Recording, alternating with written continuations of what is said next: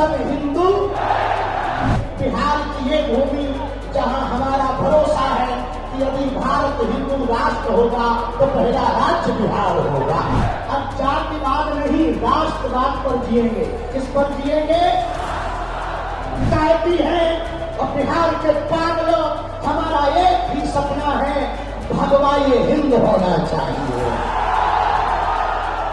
पटना के गांधी मैदान में 6 जुलाई 2025 को सनातन महाकुंभ का आयोजन हुआ, जिसने बिहार की सियासत में तहलका मचा दिया है। बागेश्वर धाम के पीठाधीश्वर धीरेन्द्र कृष्ण शास्त्री ने मंच से हिंदू एकता का जोरदार आह्वान किया और कहा कि बिहार पहला हिंदू राज्य बनेगा। उनके साथ उनके गुरु जगत गुरु स्वामी राम भद्राचार्य महाराज भी थे, जिन्होंने सीतामढ़ी में सीता मैया के मंदिर बनवाने का संकल्प दोहराया। लेकिन सवाल यह है कि क्या यह सिर्फ सनातन धर्म को मजबूत करने का एक प्रयास है या 2025 के बिहार विधानसभा चुनाव से पहले एनडीए की सियासी चाल? आइए इस इवेंट के पीछे छिपी कहानी और इसके पॉलिटिकल ट्विस्ट को आसान भाषा में समझते हैं। नमस्कार, मैं हूं अंकित मिश्रा और आप देख रहे हैं स्टेट में रहिए। देखिए, रविवार 6 जुलाई को पटना के फेमस गांधी मैदान में लाखों श्रद्धालु और देश भर से आए साधु संत जुटे हुए थे। इस दौरान बागेश्वर धाम सरकार यानी धीरेन्द्र कृष्ण शास्त्री ने हिंदू एकता पर बात की और कहा कि सनातन धर्म खतरे में नहीं है, लेकिन उस पर बार बार हमला हो रहा है। वहीं बिहार को सनातन धर्म का गढ़ बताते हुए शास्त्री ने दावा किया कि बिहार देश का पहला हिंदू राष्ट्र बनेगा। इसके साथ उन्होंने जातिवाद को समाज का सबसे बड़ा दुश्मन बताया और हिंदुओं को एकजुट होने का आह्वान किया।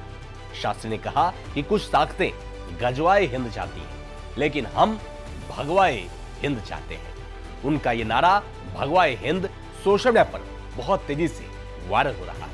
शास्त्री ने बिहार को मां सीता की धरती बताते हुए इसे सनातन धर्म का गढ़ करार दिया और वादा किया कि चुनाव के बाद वो बिहार में सनातन हिंदू एकता पदयात्रा निकालेंगे। ये यात्रा 7 नवंबर से दिल्ली वृंदावन के बीच शुरू होगी और बाद में बिहार में भी की जाएगी। वक्फ बिल और सियासी जंग। वक्फ संशोधन बिल को लेकर बिहार में पहले से ही महागठबंधन और एनडीए के बीच तनातनी चल रही है। वहीं आरजेडी ने बिल को अल्पसंख्यक विरोधी बताया था, जबकि शास्त्री ने इसे सनातन धर्म के लिए ऐतिहासिक कदम कहा था। आरजेडी विधायक प्रेम शंकर प्रसाद और मुकेश रोशन ने पहले भी शास्त्री पर धार्मिक उन्माद फैलाने का आरोप लगाया था, लेकिन बीजेपी ने इसे तुष्टीकरण की सियासत करार दिया है।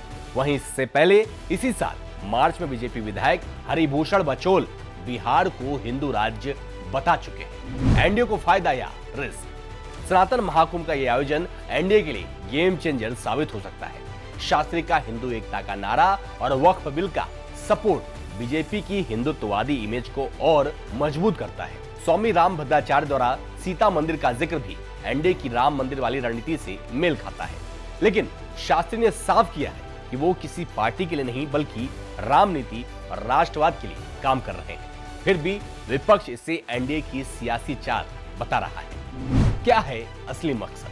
देखिए, धीरेन्द्र कृष्ण शास्त्री का भगवाए हिंद और प्रतिघात वाला बयान बिहार की सियासत को गरमा रहा है।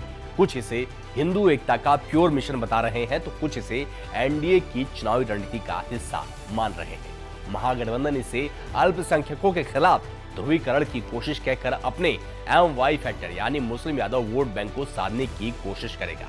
वहीं एनडीए इसे सनातन धर्म के गौरव के तौर पर प्रचारित कर सकता है। सनातन महाकुंभ ने बिहार में धार्मिक और सियासी माहौल को गर्म कर दिया है। धीरेन्द्र शास्त्री की पदयात्रा और उनके बयान आने वाले महीनों में और हलचल मचाएंगे। ये आयोजन बिहार की सियासत को कैसे शेप देगा, ये तो वक्त बताएगा। लेकिन फिलहाल भगवाए हिंद का नारा बिहार की गलियों में गूंज रहा है।